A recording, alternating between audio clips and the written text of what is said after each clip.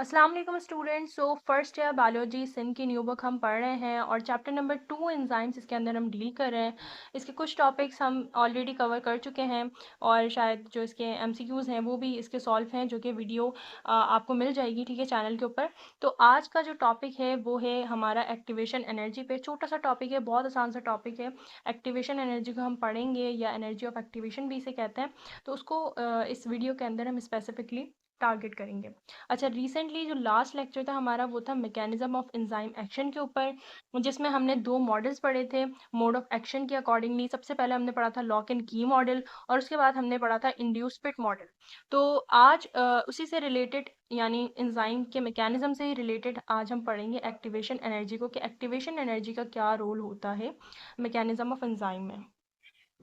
अच्छा, तो अब देखें एक्टिवेशन एनर्जी को आज हम पढ़ेंगे। तो उसको थोड़ा सा समझने के लिए मैं आपको बताऊं कि जब लास्ट हम लेक्चर पढ़ रहे थे मैकेनिज्म ऑफ एंजाइम के ऊपर, तो उसमें हमने देखा था कि किस तरह जो सबस्ट्रेट है वो एंजाइम के एक्टिव साइट पे आके बाइंड करता है, फिर उसके बाद एंजाइम और सबस्ट्रेट का कॉम्प्लेक्स बनता है, फिर वो जो कॉम्प्लेक्स है वो प्रोडक्ट में कन्वर्ट होता है, यानी जो सबस्ट्रेट है वो प्रोडक्ट में कन्वर्ट होती है with the help of enzyme, और फिर एंजाइम प्रोडक्ट कॉम्प्लेक्स बनता है। And then after certain time period जो प्रोडक्ट्स हैं वो एंजाइम को लीव कर जाते हैं और एंजाइम अपनी वैसी ही शेप में रहता है, वो वैसे ही स्ट्रक्चर में रहता है। तो इन सारे ये जो पूरा रिएक्शन चला, पूरा जो मैकेनिज्म हुआ, इसमें एंजाइम की बहुत नीड पड़ी। ठीक है, इसमें हमने देखा कि एंजाइम जो है वो हेल्प करवा रहे हैं और एक इफेक्टिव कैटालिसिस हमें नजर आई enzyme with the help of enzyme, ठीक है, पूरे रिएक्शन के अंदर।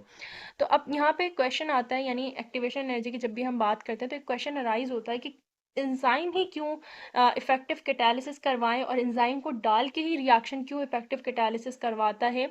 थर्मोडायनेमिकली जो फेवरेबल रिएक्शंस हैं, जो हमारी डिजायर्ड प्रोडक्ट है, वो हम उसे विदाउट, यानी without the help of enzyme किस तरह हम उसे अचीव कर सकते हैं। हम चाह रहे हैं कि भाई एंजाइम की नीड ना पड़े, और क्यों जो रिएक्शंस हैं, जो बॉडी के अंदर मैकेनिज्म्स हो रहे हैं, वो इतना ज़्यादा रैपिड रेट में क्यों नहीं चल रहे होते, क्यों हमें एंजाइम की ही ज़रूरत होती है, एंजाइम ही क्यों डालना पड़ता है, और हम इतना टेम्परेचर या इस तरह कोई ऐसी कंडीशन क्यों नहीं रखते कि भाई जो कंडीशन हो वो फेवरेबल हो और without the help of enzyme जो रिएक्शन है वो प्रोसीड कर जाए और उतने ही टाइम में, यानी टाइम भी हमारा कम ही लगे जितना एंजाइम डालने पे लग रहा है। तो एंजाइम की नीड क्यों पड़ती है, और इसी की मतलब इसी बात को समझने के लिए एक्टिवेशन एनर्जी का टॉपिक आता है कि भाई क्यों ऐसे, इस सवाल का जवाब दिया जाता है कि ऐसा क्यों नहीं होता, यानी with the help of enzyme ही क्यों रिएक्शन फास्ट जा रहे होते हैं, without the help of enzyme क्यों नहीं जा रहे होते हैं। तो उसके लिए देखें, जब आप कोई केमिकल रिएक्शन पढ़ रहे होते हैं तो आप देखते हैं कि एक आपके पास जो रिएक्टेंट है या दो रिएक्टेंट है, सपोज कि आपको उन दोनों रिएक्टेंट को रिएक्ट करवाना है। यहाँ पे मैं आपको बताती हूँ, ठीक है, इसकी एग्जाम्पल देके मैं आपको बताती हूँ।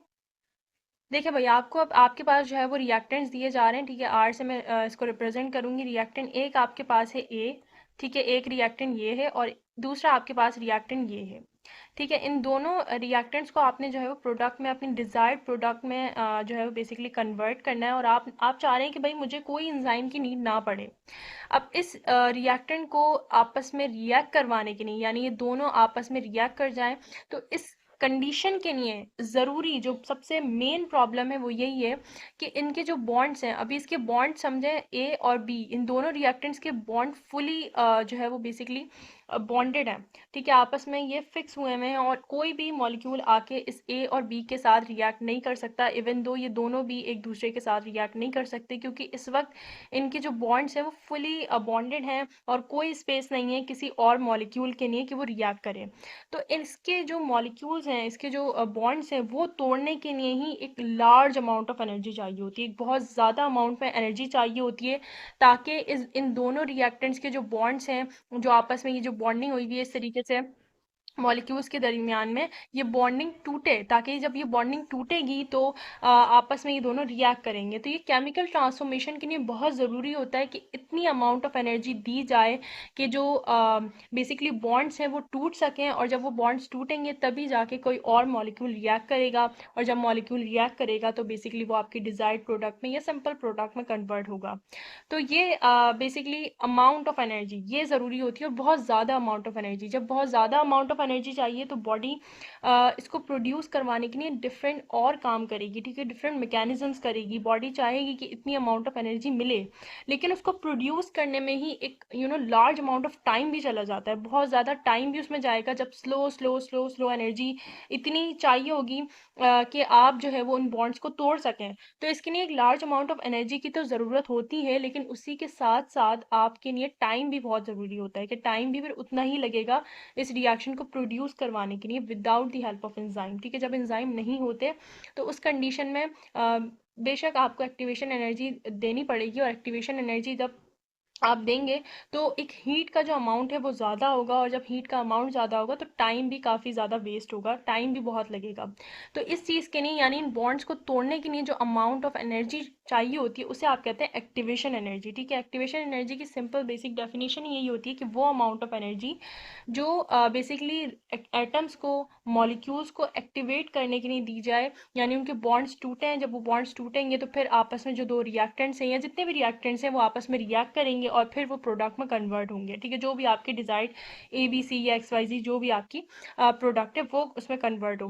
तो that is basically the concept of activation energy. तो एंजाइम क्या करता है, एंजाइम बहुत सिंपल काम करता है कि एंजाइम उस एक्टिवेशन एनर्जी को, एक्टिवेशन एनर्जी क्या थी, वो अमाउंट ऑफ एनर्जी थी जो इन्हें दी जाएगी, इन रिएक्टेंट्स को वो अमाउंट ऑफ एनर्जी दी जा रही है। सपोज ये अभी दो मॉलिक्यूल्स हैं, अब मैं इनको बहुत ज़्यादा अमाउंट ऑफ एनर्जी दे रही हूँ, ठीक है। नेचुरली मैंने कोई एंजाइम का यूज़ नहीं किया है, मैं नेचुरली इन्हें इतनी अमाउंट ऑफ एनर्जी दे रही हूँ कि ये अपने बॉन्ड्स तोड़ें, और तोड़ने के बाद फिर ये आपस में रिएक्ट करें और प्रोडक्ट में कन्वर्ट हों। तो अब मुझे काफ़ी टाइम लग रहा है, इतनी ज़्यादा मतलब जितनी डिज़ायर्ड है, जितनी रिक्वायर्ड है उसको प्रोड्यूस करवाने में भी बहुत टाइम लग रहा है। अब एंजाइम क्या करते हैं, एंजाइम इस एक्टिवेशन एनर्जी को लो कर देते हैं, कम कर देते हैं। जितनी एक्टिवेशन, सपोज एक्टिवेशन एनर्जी थी 15 किलो कैलोरीज पर मोल, ठीक है, 15 किलो कैलोरीज पर मोल आप सपोज कर लें, इतनी देनी थी किलो कैलोरीज पर मोल, ठीक है, एक्सक्यूज फॉर द राइटिंग, ठीक है भाई। ये 15 किलो कैलोरीज चाहिए थी, इतनी अमाउंट ऑफ एनर्जी चाहिए थी इस A और B रिएक्टेंट्स के जो बॉन्ड्स हैं उन्हें तोड़ने के लिए। लेकिन जब मैंने एंजाइम डाला तो एंजाइम डालने से क्या हुआ कि ये एक्टिवेशन एनर्जी बेसिकली हो गई है लेस देन 5, ठीक है। सपोज लेस देन 5 आप इसे कंसिडर कर लें या 5 कंसिडर कर लें। With the help of enzyme इतनी ज़्यादा अमाउंट ऑफ एनर्जी कम हो गई, लाइक लेस देन 5। तो ये बेसिकली काम कर रहा होता है एंजाइम, एंजाइम टाइम को भी बचा रहा होता है और रिएक्शन को भी स्पीड अप करवा रहा होता है। So this is why enzymes are required in the reaction that is happening in our living system. तो ये बेसिकली काम होता है एंजाइम का, इसलिए एक्टिवेशन एनर्जी यानी एक्टिवेशन एनर्जी का कॉन्सेप्ट इसलिए एंजाइम्स के अंदर दिया जाता है। तो आप ज़रा टेक्स्ट की तरफ देखते हैं। तो जो भी केमिकल ट्रांसफॉर्मेशन होती है, देखें यहाँ पे मेंशन है कि केमिकल ट्रांसफॉर्मेशन को बेसिकली कुछ कोवेलेंट बॉन्ड ब्रेक डाउन करने के लिए कुछ अमाउंट ऑफ हीट चाहिए होती है, कुछ अमाउंट ऑफ एनर्जी चाहिए होती है ताकि वो सबस्ट्रेट के जो बॉन्ड्स हैं वो तोड़ सकें, ठीक है। और एक्टिवेशन एनर्जी वो बैरियर होता है, यानी एक्टिवेशन एनर्जी बीच में आती है, वो अमाउंट ऑफ एनर्जी आती है जो ज़रूरी होती है उन रिएक्टेंट्स को तोड़ने के लिए। जैसे मैंने आपको अभी दूसरी स्लाइड पे मेंशन किया कि जो रिएक्टेंट्स थे उनके बॉन्ड्स तोड़ने के लिए इतनी अमाउंट ऑफ देनी पड़ती है एनर्जी ताकि वो जो कोवलेंट बॉन्ड्स हैं वो टूट सकें। अब अगर एक्टिवेशन एनर्जी की यहाँ पे डेफिनेशन मेंशन है कि minimum quantity of energy that is required to activate atoms और मॉलिक्यूल्स, यानी ये वही अमाउंट ऑफ एनर्जी होती है जो एटम्स और मॉलिक्यूल्स को एक्टिवेट करने के लिए दी जाती है, उनके बॉन्ड्स तोड़ने के लिए दी जाती है ताकि जो भी आपका सबस्ट्रेट है वो प्रोडक्ट में कन्वर्ट हो।